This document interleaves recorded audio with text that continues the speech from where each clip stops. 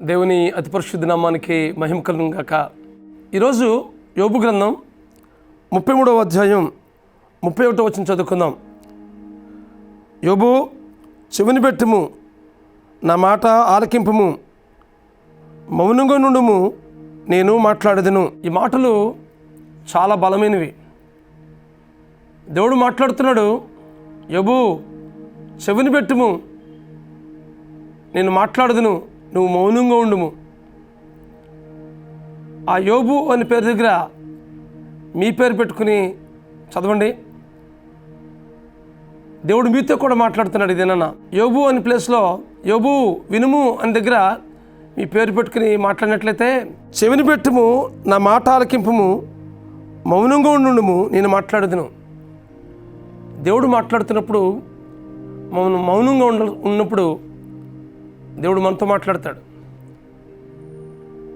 కొన్నిసార్లు కొన్ని పరిస్థితులు మన జీవితంలో ఎదురవుతున్నప్పుడు ఆ పరిస్థితుల్లో చాలా నలిగిపోతాం, చాలా కృంగుదలకు గురవుతుంటాం.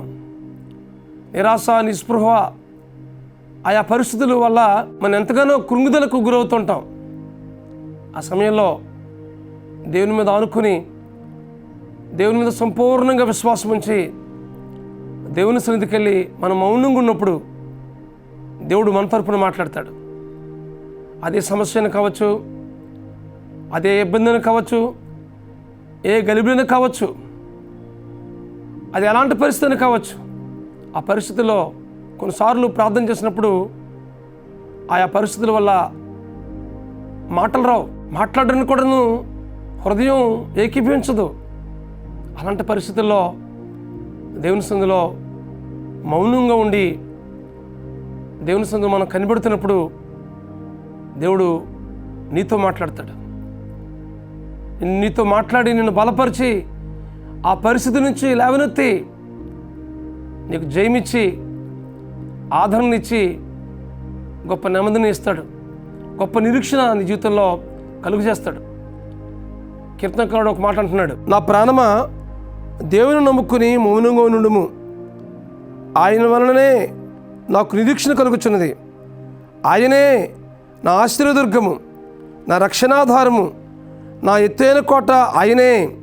నేను కదిలింపబడను, నా రక్షణకు నా మహిమకు దేవుడే ఆధారము. నా బలమైన ఆశ్రయదుర్గము, నా ఆశ్రయము దేవుని యందే ఉన్నది. ఎంత గొప్ప నిరీక్షణతో మాట్లాడుతున్నాడు దావీదు. ఆయనే నా ఆశ్రయము, ఆయనే నా నిరీక్షణ. ఎంతగానో దేవుని మీద ఆధారపడిన పరిస్థితి దావీదు జీవితంలో కనిపిస్తుంది. దావీదుకు ఎలాంటి పరిస్థితులు తన జీవితంలో ఎదురవుతున్నప్పటికీ ఆ పరిస్థితులన్నిటినీ దేవుని సన్నిధికి వెళ్ళి విన్నవించేవాడు.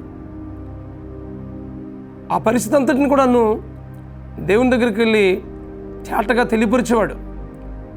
తద్వారా ఆయన జీవితంలో గొప్ప నిరీక్షణ, గొప్ప నెమ్మది, గొప్ప సమాధానం దేవుని నుండి పొందుకునేవాడు.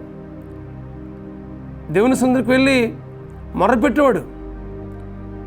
తద్వారా ఆయన జీవితంలో గొప్ప సమాధానాన్ని, గొప్ప సంతోషాన్ని పొందుకున్నాడు. ఇక్కడ మాట్లాడుతున్నాడు కదా, నా ప్రాణమా దేవుని నమ్ముకుని మౌనంగా నుండుము, ఆయన వలననే నాకు నిరీక్షణ కలుగుచున్నది అంటున్నాడు.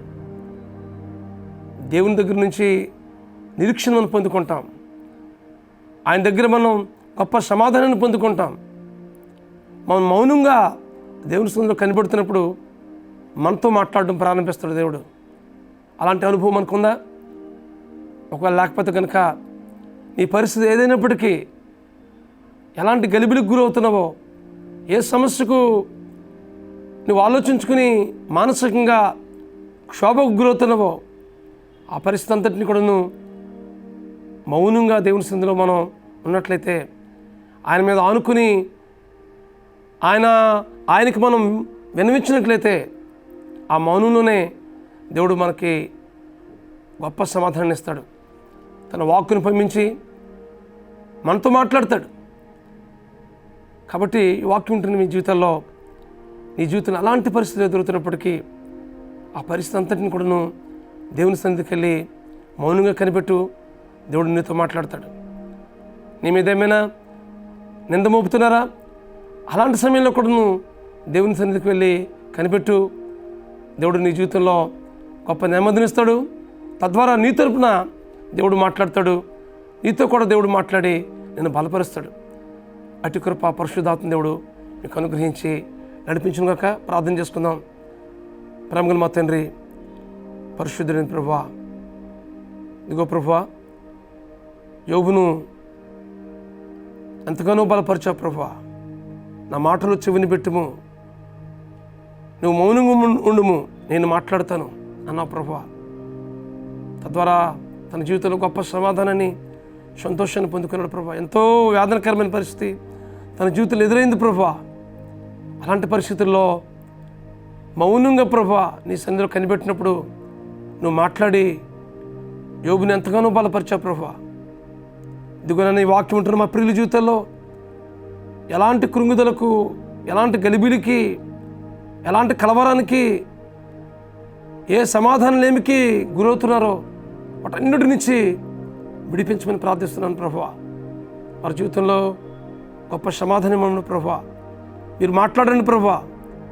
మీ సన్నిధిలో మౌనంగా కనబడుతున్నప్పుడు వారి జీవితంలో గొప్ప సమాధానాన్ని, సంతోషాన్ని, నెమ్మదిని మీ వాక్కును పంపించి వారితో మాట్లాడి గొప్ప ధైర్యాన్ని నింపమని ప్రార్థిస్తూ మీ కృపగల హస్తానికి అప్పగించుకుంటూ మా ప్రభువును, మీ ప్రియకుమారుడును, మా రక్షకుడునైనా యేసుక్రీస్తు ప్రభు వారి అతి శ్రేష్టమైన నామంలో ఈ ప్రార్థన అతి మిక్కులతో బ్రతిమని ప్రార్థించి పడుకుంటున్నాం మా పరమ తండ్రి. ఆమేన్, ఆమేన్, ఆమేన్. దేవుని సన్నిధిలో మౌనం ఉండి ఆయన మాట కొరకు కనబడదాం.